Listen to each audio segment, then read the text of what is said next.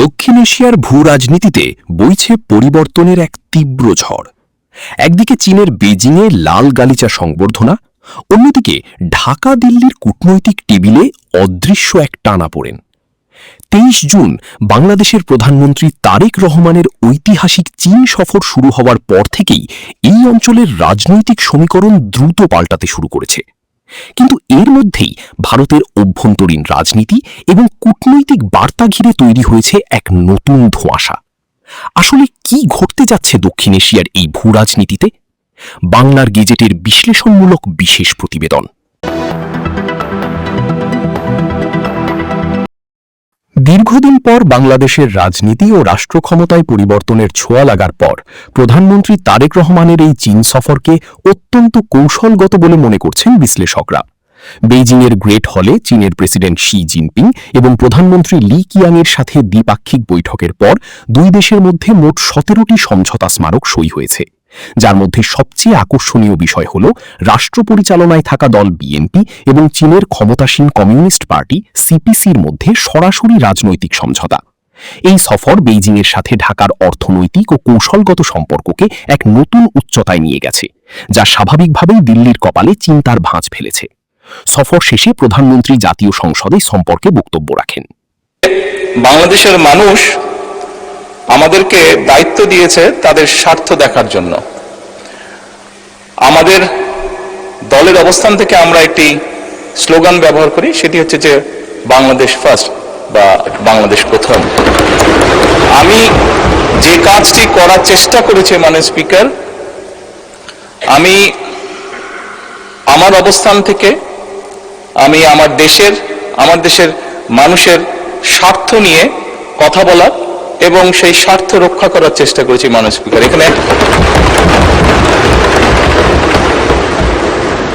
এখানে আমাদের কারোরই কোনো ব্যক্তিগত কোনো বিষয় নেই। এটি যদি কোনো কিছু অর্জন হয়ে থাকে, ভালো কোনো কিছু অর্জন হয়ে থাকে, এটি বাংলাদেশের অর্জন।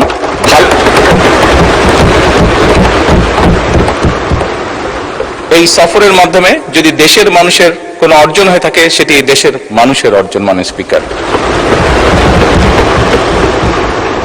তবে মাননীয় স্পিকার, যেহেতু সংসদের সকল সদস্য, বিশেষ করে বিরোধী দলীয় নেতা, উনিও উৎসাহ প্রদান করেছেন দেশের জন্য, দেশের মানুষের পক্ষে কাজ করার জন্য, সেজন্য আবারও আমি আমার ব্যক্তিগত পক্ষ থেকে সকল সদস্য, বিরোধী দলীয় নেতা সহ সকল সদস্যকে আন্তরিকভাবে ধন্যবাদ জানাচ্ছি। ঠিক যখন বেজিংয়ে বাংলাদেশের কূটনৈতিক সাফল্য উদযাপিত হচ্ছে, তখনই ওপার বাংলায় শুরু হল নতুন চাল। পশ্চিমবঙ্গের বিধানসভায় বিজেপি নেতা শুভেন্দু অধিকারী সীমান্ত দিয়ে বাংলাদেশে পুশিং বা পুশব্যাকের তথ্য দিয়ে নতুন করে উত্তেজনা সৃষ্টির চেষ্টা চালান। তবে বরাবরের মতোই তাঁর এই দাবির সপক্ষে কোনো সুনির্দিষ্ট প্রমাণ মেলেনি। বাংলাদেশে রবীন্দ্রনাথ ঠাকুরের স্মৃতিচিহ্ন মুছেছে, বললেন না কেন? অবনীন্দ্রনাথ ঠাকুরের বাড়ি আক্রান্ত, বললেন না কেন? সত্যজিৎ রায়ের বাড়ি আক্রান্ত, বললেন না কেন? অসংখ্য তালিকা আছে, লম্বা লিস্ট। আপনাদের কেউ কেউ বলেছেন এসআইআর, কারা অনুপ্রবেশকারী, কারা ভারতীয়, একদম ক্রিস্টাল ক্লিয়ার। কারা অনুপ্রবেশকারী আপনারা আগে দেখতে পাচ্ছিলেন না। আমরা ভারত সরকারের আইন কার্যকর করেছি, ধরো আর বিএসএফ কে দাও, নো জেল। প্রধানমন্ত্রী সূর্যঘর হবে, বার্ধক্য ভাতা, বিধবা ভাতা বাড়বে, বেকার যুবক যুবতী চাকরি পাবে, ভাঙা স্কুলটাকে সোজা করব, পানীয় জলের আরো ব্যবস্থা করব। কিন্তু ওই লোকগুলোকে জেলের খাওয়ার, কাপড়, ওষুধ দিতে পারবো না। কোন ভারতীয় দুশ্চিন্তা নেই, কোন ভারতীয়কে এতটুকু চিন্তা করতে হবে না। তিনি যে ধর্মের হন, যে সম্প্রদায়ের হন, যে দলেরই হন, সিএ এর আওতায় যারা আসেননি, বাকি যারা ঢুকে পড়েছেন এখনো অবধি আমি 10,000 বের করেছি। আমার কাছে 12টা হোল্ডিং সেন্টারে আরো 1800 অপেক্ষা করছে। ডেলি ওপারে পাঠাচ্ছি, নিশ্চিন্ত থাকুন, আপনারা থাকবেন। আপনি যদি মনে প্রাণে ভারতীয় হন, আপনি যে ধর্ম মানুন, যে দল করুন, আপনার কিচ্ছু হবে না। কিন্তু ভোট ব্যাংকের জন্য আমরা এই জিনিস বরদাস্ত করব না। সব মিলিয়ে এই 600 কিলোমিটার এলাকা কয়েক মাসের মধ্যে একদম বেড়া তৈরি হয়ে যাবে। হাকিমপুর দিয়ে অনেকেই পালিয়েছে, বাকি যদি আপনাদের পরিচিত কেউ থাকে তাদেরকে বলুন তাড়াতাড়ি চলে যাওয়ার জন্য। রাষ্ট্রের সুরক্ষা, রাষ্ট্রের নিরাপত্তা আর বাংলাকে সুরক্ষিত মজবুত করার জন্য এই সরকারের নীতি একদম পরিষ্কার। এই বিষয়ে আঙ্গুল তুললেই জসমিন দেশে যদাচার। যে ভাষায় যে কথা বোঝে সেই ভাষায় আমরা উত্তর দেব। কিন্তু এবার ঢাকা চুপ থাকেনি। বাংলাদেশের স্বরাষ্ট্রমন্ত্রী সালাহুদ্দিন আহমদ অত্যন্ত কড়া বার্তা দিয়েছেন। তিনি সাফ জানিয়েছেন দেশের সীমান্তে একজনকেও অবৈধভাবে পুশিন হতে দেওয়া হয়নি এবং বিজিবির কঠোর নজরদারির কারণে ভারতের সীমান্তরক্ষী বাহিনী বিএসএফের প্রতিটি পুশিন করার চেষ্টাকে সফলভাবে রুখে দেওয়া হয়েছে। ঢাকার এই অনড় অবস্থান স্পষ্ট করে দেয় যে সীমানা সুরক্ষায় বাংলাদেশ এখন আগের চেয়ে অনেক বেশি কঠোর। আমরা পুশিন ঠেকানোর জন্য সতর্ক আছি। আমাদের বিজিবি খুব প্রশংসনীয় কাজ করছে। প্রত্যেকটা বর্ডারে যেখানে যেখানে পুশিনের চেষ্টা হচ্ছে সেখানে তারা বাধা দিচ্ছে এবং আমরা ডিপ্লোম্যাটিক্যালি তাদেরকে আহ্বান জানিয়েছি যদি সেরকম কোনো বাংলাদেশি নাগরিক সে দেশে অবস্থান করে থাকে তাহলে পররাষ্ট্র মন্ত্রণালয়ের মাধ্যমে তাদের তালিকা যেন প্রদান করে আমরা তাদের ন্যাশনালিটি ভেরিফাই করব এবং ন্যাশনালিটি ভেরিফাই করার পরে ডিপ্লোম্যাটিক চ্যানেলে যথাযথ প্রক্রিয়ায় আইনিভাবে আমরা তাদেরকে ফেরত নিতে পারি। সেরকম কিছু ইন্ডিয়ান ন্যাশনালও আমাদের এখানে পুশিন হয়ে এসছে, আদালতের মাধ্যমে তাদেরকে যথাযথ জিম্মায় দেওয়া হয়েছে, এরকম আছে। তো এটা বর্ডার ইস্যুটা দুই দেশের মধ্যে সবসময় একই রকম অবস্থায় থাকে তেমন নয়। তো যেহেতু পশ্চিমবঙ্গে একটা নির্বাচন হয়েছে, নির্বাচন পরবর্তী যে নতুন ওখানে স্টেট গভর্নমেন্ট আসীন হয়েছে, তাদের কিছু হয়তো নির্বাচনী এজেন্ডা ছিল, সেই হিসাবে হয়তো তারা এটা প্রদর্শন করতে পারে যে তারা বিদেশি নাগরিক থাকলে করবে, ফেরত পাঠাবে। বাট এই প্রক্রিয়াটা যথাযথ নয় যে কাউকে ধরে বর্ডারে পুশিং করিয়ে দেওয়া, এটা যথাযথ প্রক্রিয়া নয়। যদি সেরকম কোনো নাগরিক আমাদের থাকে সেই দেশে তাদের তালিকা করে পররাষ্ট্র মন্ত্রণালয়ের মাধ্যমে পাঠাতে পারে। আমাদের ডিউ প্রসেস হচ্ছে আমরা তাদের ন্যাশনালিটি ভেরিফিকেশন করব।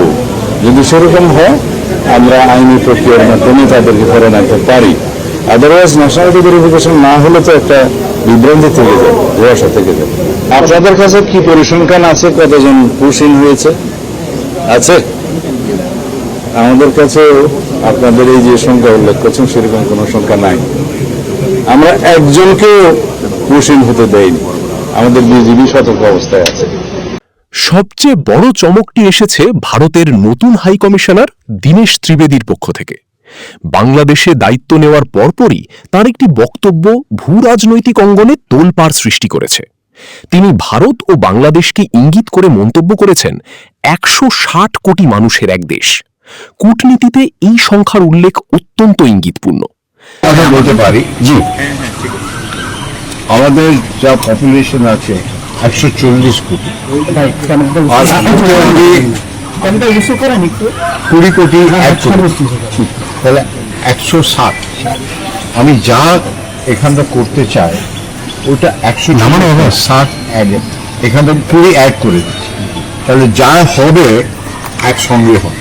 বুঝেছো? আলাদাভাবে আমি ভাবছি, আমার মনে হচ্ছে ঢুকছি, দেখুন তো হেঁটে চলে এলাম, মনে হচ্ছে না যে আমি বাংলাদেশে। ওটা দেখতে হলো, তাকে বলে হ্যাঁ আপনি বাংলাদেশের বলেন, এমনি মনেই হচ্ছে না।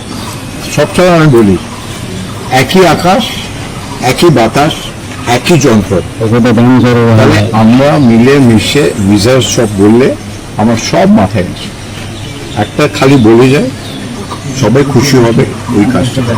ডেমোক্রেসিতে অনেকবার ইস্যুস থাকে, আপনার একটা বাংলাদেশের স্ট্রং ডেমোক্রেসি, আমাদেরও স্ট্রং ডেমোক্রেসি, দুই ডেমোক্রেসি মিলে গেলে একটা ওয়ার্ল্ড পাওয়ার হয়ে যায়, একটা পুরো ইকোনমিক ওয়ার্ল্ড পাওয়ার হয়ে যায়।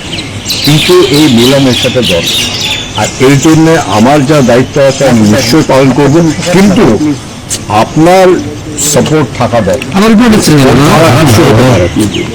ঠিক আছে তো? কেন কি কমিউনিকেশন আপনারাই করবেন, তাই জন্য আপনাকে আবার শুভেচ্ছা, প্রীতি, ভালোবাসা। আর মেলামেশা তো হবে, এটা তো প্রথম হলো, এটা তো আরম্ভ হলো। আমাদের দুজনে মিলে শক্তি, একটা শক্তি হলে হবে না, দুজনে মিলে যা শক্তি হবে ওইটাই আসল শক্তি। আর ওই শক্তিটা পুরো পৃথিবী যেন দেখে। ঠিক আছে তো? কেন কি ইন্ডিয়া আর বাংলাদেশ যা আমাদের ট্যালেন্ট আছে, নেক্সট জেনারেশন যে ছেলে মেয়েদের, যার টেকনোলজির যুগ আছে, আর টেকনোলজির যুগে আমরা ইন্ডিয়া বাংলাদেশ বেস্ট হচ্ছে, পুরো পৃথিবী চালাচ্ছে। ইনোভেশন যা হচ্ছে টেকনোলজি, বাংলাদেশ ইন্ডিয়াই করছে। তাহলে আমরা মিলেমিশে একটা ক্রিকেট টিম যদি মিলেমিশে হয়ে যায়, কি কত ভালো হবে।